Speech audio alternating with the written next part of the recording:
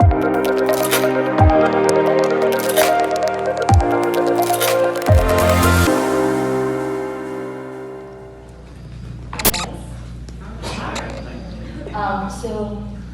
my name is Jermeen, and I am from Touro College of Osteopathic Medicine. Today I'm going to be talking about the role of our generation in the practice of medicine. First, I'd like to introduce what inspired this idea. So I remember in my very first meeting in COSGP in April, Dr. Shannon was talking about how he sees the future of medicine in the room. And I remember standing and asking him what he would like to see our generation do. And then at the end of the conference, I remember Jamie, the previous national COSGP chair, he spoke about how we as physicians and medical students just have a seat at the table where decisions regarding medical practice are made. However, we should own the table. And this is something that got stuck with me. I've been thinking about it for a long time. What could our generation do? But there is something else that inspired me to talk about this today. I went to see my primary care physician a couple of weeks ago, and she knows I'm a medical student, so we were talking about the practice of medicine nowadays, and she said, I am counting on your generation to make a change happen. And I thought, what better group to talk to about changing the current system but people from COSGP. So I'm actually going to call on you guys, not on specific people, but I want you to try to answer in one word. What does that mean for you? What does medicine mean to you? Everything. Anyone else? Care. Patience. Anyone else? Huh? Inspiration. Inspiration. So for me, that one word is patient care.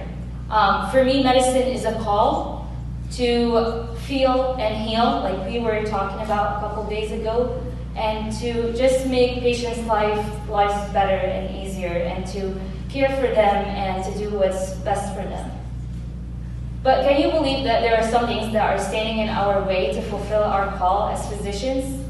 And these things could be political agendas. With every different person who comes in office, they have different views, and that changes what bills get passed and what bills don't get passed whatsoever. And then we also have insurance companies, and insurance companies have turned the practice of medicine into somewhat of a business.